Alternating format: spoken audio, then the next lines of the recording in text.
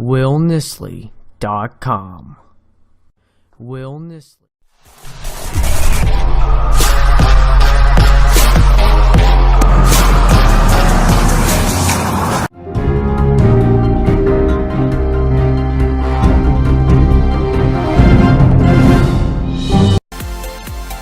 Kicking off Friday's edition of CNN 10, I'm Carl Azus. It's good to see you.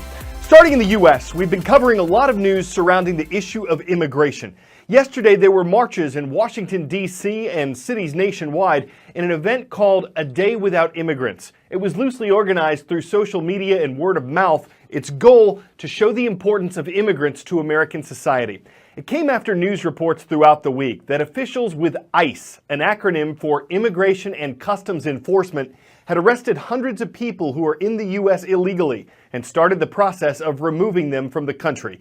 President Donald Trump signed an executive order on January 25th that prioritizes undocumented immigrants who've been convicted of a crime, accused of a crime, or who could be charged with a crime for deportation. Critics are concerned that a wide range of illegal immigrants could be targeted. Immigration officials say the recent arrests were routine and that they were planned during the Obama administration. For perspective, there were more deportations under President Obama than any previous U.S. leader. No one knows yet how President Trump's policies will play out. The detentions over the last week are in the hundreds and have been across the country, especially in states with higher concentrations of immigrants. In California alone, officials say they detained 160 individuals. According to authorities, 150 of the detainees had criminal histories and the rest were in deportation proceedings for other reasons. Activists say the raids have terrorized immigrant populations and caused widespread fear in these and other states, but Homeland Security Secretary John Kelly says the raids are in compliance with the law and not just random operations. First of all, they're not rounding anyone up. The people that ICE apprehend are people who are illegal and then some. ICE is executing the law. A labor union representing a school district in Texas has published a flyer that tells immigrants what to do in case immigration authorities come knocking on their doors. A union spokeswoman calls the raids a crisis and says providing this information is important to students and parents at the school district. A local official reacted with indignation to the raids.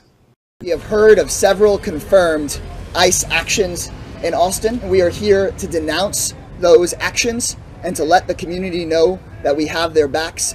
Immigration and Customs Enforcement published a statement about the raid saying the following: the rash of recent reports about purported ICE checkpoints and random sweeps are false, dangerous, and irresponsible. These reports create panic and put communities and law enforcement personnel in unnecessary danger.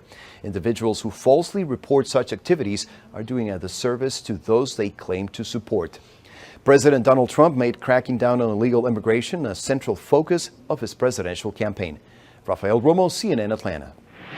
Up next, other countries called it illegal, intolerable. The U.S. wants North Korea to be punished for it. But was the communist country's recent missile test a birthday present? A North Korean government source said the launch was the best possible gift for Generalissimo Kim Jong-il on his 75th birthday. Kim Jong-il, on the left here, is North Korea's former dictator. He died in 2011. As we reported earlier this week, the missile launch coincided with a meeting of the Japanese and American leaders. Their countries are rivals of North Korea, and analysts said the launch was intended to be a warning to them.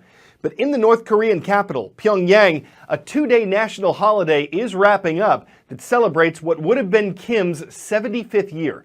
Concerts, fireworks, military displays, all part of it. CNN's Will Ripley got the chance to visit the area. That is our Air Courier plane. That'll take us to Pyongyang.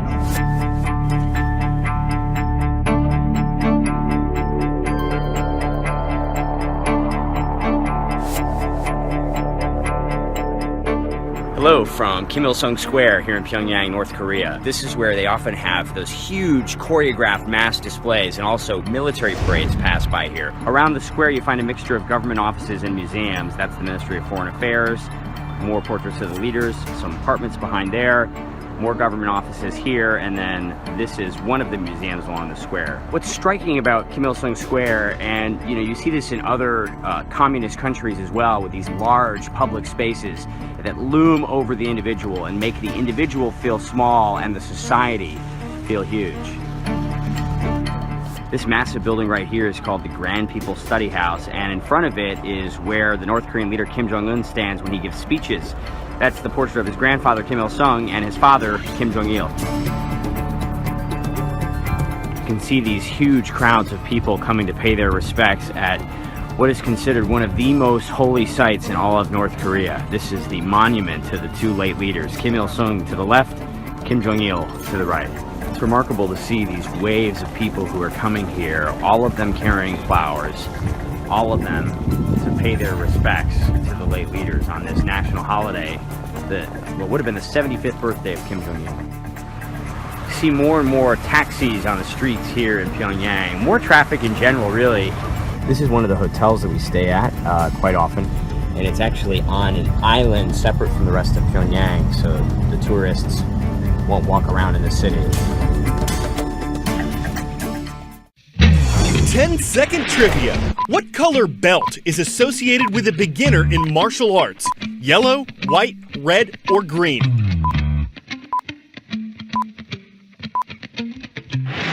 People learning martial arts usually begin with a white belt, which is said to signify birth. Okay, building confidence, improving focus and coordination, getting in shape, learning self-defense, these are benefits you'll see advertised at practically any martial arts studio. What makes Breaking Barriers Martial Arts different isn't just the skills it helps its students develop, but the students it helps develop those skills. Alright, just to get warmed up, everyone start bouncing. Even though they have disabilities, it doesn't mean that they can't do what we can do. I'm Katarina Eckstein-Schubin, and I'm the head instructor at Breaking Barriers Martial Arts. Breaking Barriers teaches children with all types of abilities. So we have Down syndrome, muscular dystrophy, autism, ADHD. It's just really fun to see them coming out of their shells and really being comfortable in who they are and knowing that being different's okay. I have two younger brothers, David and Kenny, and they were both diagnosed with autism at a young age. It was really hard to find something for my brothers to be involved in. So it was really neat when we joined Taekwondo, we were able to do it as a family. I felt like the environment was just so much more understanding. Most importantly, I think the heart of Taekwondo is basically how to become like a better person. Hey! I started this program, I had no idea it was going to be anything more than just a Saturday class that was going to be fun for kids to just come and play and learn martial arts, but it's made an impact on these kids. It feels good to know that we're helping other families that are like us. He has just blossomed through this program. And as a parent, it's the most incredible feeling.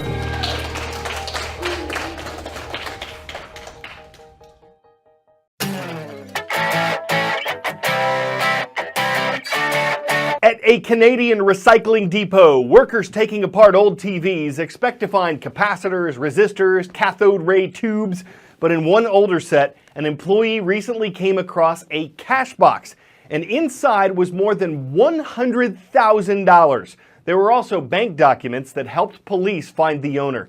He'd been saving the money for his family, but forgot about it, passed the TV on to a friend, and that friend recycled it. The money's been returned to its owner. Makes for one serious cash back promotion, y'all. Someone could have hidden the cash behind the scenes in a made-for-TV heist that would have been a turnoff to many viewers. Thankfully, the Depot has a great screening program, a reality show that promotes honest TV. Fridays are awesome on CNN 10. We hope your weekend is too. I'm Carl Azus.